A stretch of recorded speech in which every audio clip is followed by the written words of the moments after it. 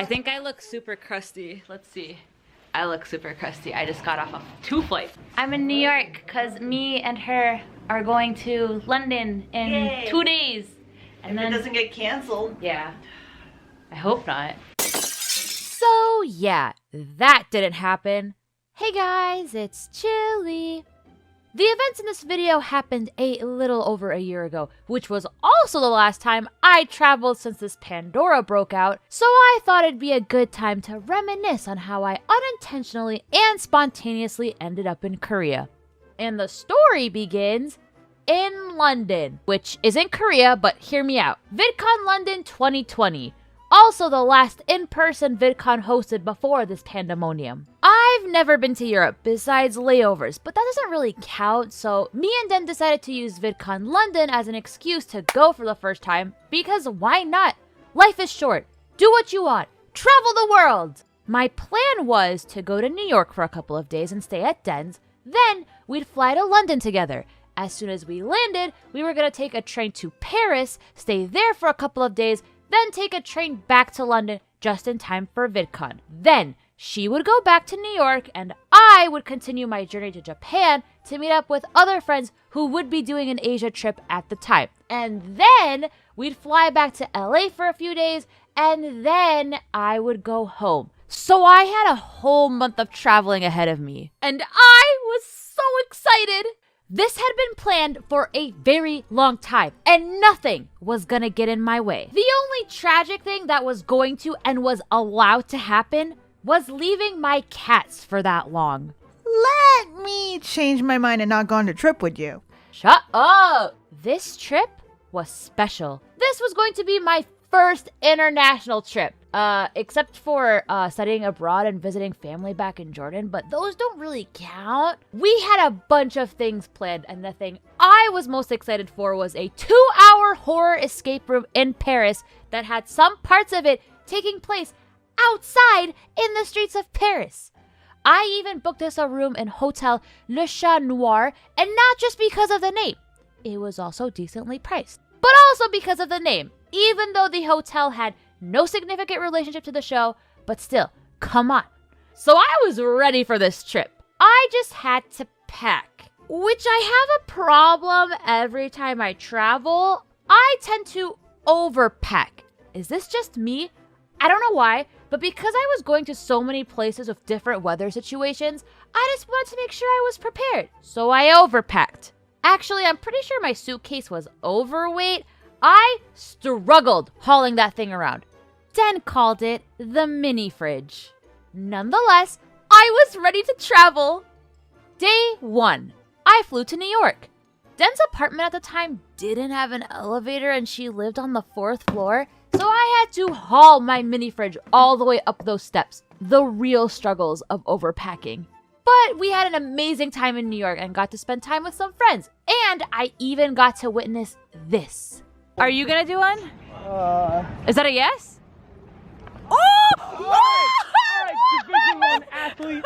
Whatever. Whatever. Can I get another one? Whatever, man. I didn't get no props for the one hand. Can I get another one? No, that was amazing. Can I get another one? No hands this time. No hands. No hands? No. One more, Kurt, before we get off the grass. No one's acknowledging. Woo! And before we knew it, it was the day of travel. Woo! Our flight wasn't until late at night, so we spent our morning running last-minute errands. The most important one being going on a Starbucks run, because who knew when was the next time we were going to have Starbucks? I would like to point out, and what I mean by this is that when I want to travel somewhere, especially internationally, I'd rather try local cafes than getting Starbucks, so that's what I meant. I understand that there are Starbucks in other countries. I packed up my mini fridge, we prepared our cameras for vlogging, and we were ready to go. We hauled all of our stuff down the stairs, called the Uber, and we were on our way. Sitting in the Uber was when the trip really started to hit me. Oh my god, I'm going to Europe for the first time! We get to the airport, and I was honestly a little nervous. Not about the trip though, although I was a little nervous about that. But no, I was more worried about my mini fridge's weight. But that's okay. I had a genius plan. Hey, how you doing? Listen, sometimes you just gotta be nice and converse with people and they'll let your overweight mini fridge slide. To be fair, it ended up being only 2 pounds over, and to charge $200 for that would have been a little whack. The lady was super sweet about it. I got my boarding pass, and I was ready to get into the air. Chilly, I'm really not going. Wait. But I just snuck my mini fridge in! Den, let me introduce you to the travel checklist. Pack your toiletries, electronics, clothing, shoes, and travel documents, which include flight itineraries, hotel bookings, money, credit cards, and the most important thing, your passport. More specifically, checking to see if your passport is valid. Den's passport was expired, and since this was an international flight, yeah, they weren't going to let her fly that night. Well, I'm not gonna go by myself. Farewell, mini fridge. Enjoy the European weather for me. Things usually happen for a reason, and no one was blaming anyone. But I would be lying if I said I wasn't a little crushed. I mean, come on! We've planned this for so long, and we were gonna miss out on riding the bullet train to Paris. That goes underwater! Experiencing authentic afternoon tea time, and seeing our friends at VidCon. We kind of just stood there in the airport, not exactly knowing what to do, but with everything going on, we were honestly handling that situation pretty well. I'm gonna call Georgie. I'm gonna call my mommy. Even though I wasn't gonna take the flight that night by myself, I already had a game plan forming. But, before that, could I get back my bag, please?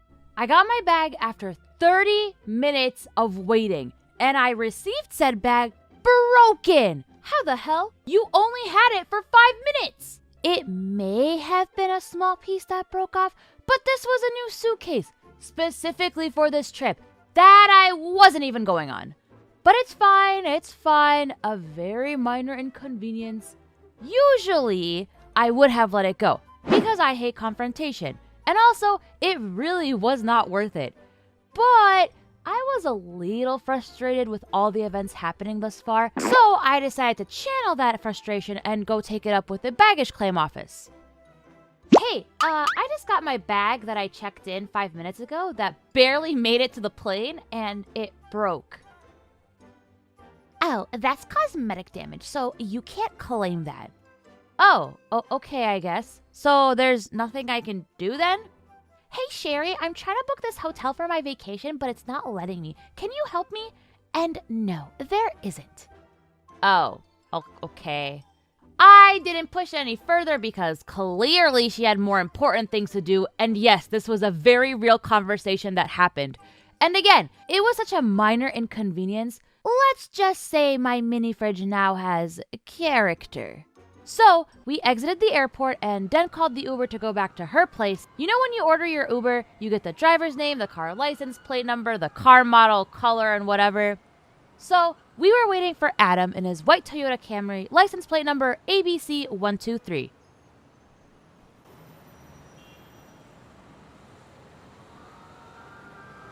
Oh, I see him. Wait a second.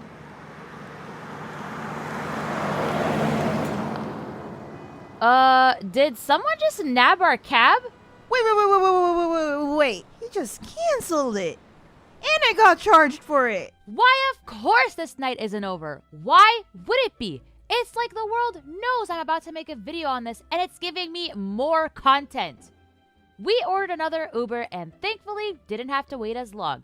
I had to drag my mini fridge up 4 flights of stairs again, and we ended up treating ourselves to an overpriced dinner because we were sad. And that's what you do when you're sad. You cry and binge eat delicious food. Maybe not necessarily overpriced, but still, we were eating our feelings away. I'm eating my feelings away. I'm eating my feelings. Oh, and Belle pooped on the carpet that night.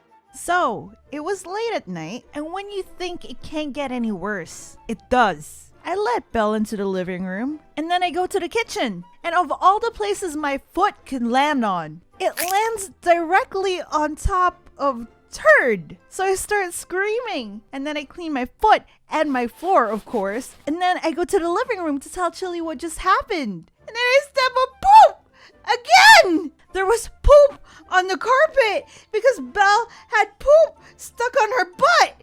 And I had a terrible time.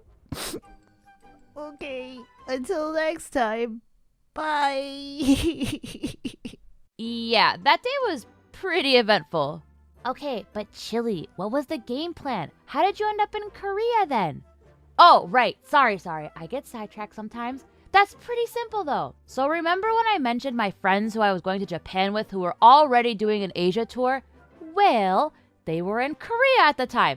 And hey, Korea is on my bucket list of places I wanted to go, so why not just go now? Even though it would end up only being a 4 to 5 day trip and that wasn't nearly enough time to do everything I wanted to do, something is better than nothing, right? So I very spontaneously booked a flight the next night to Korea.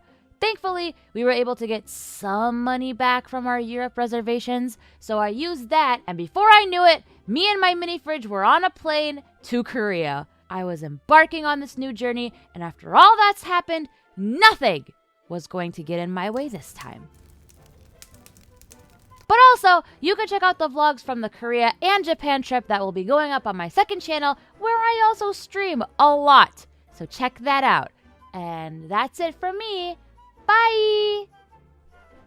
Let me just change my mind and not go on this trip with you. Because I suck. I sound constipated.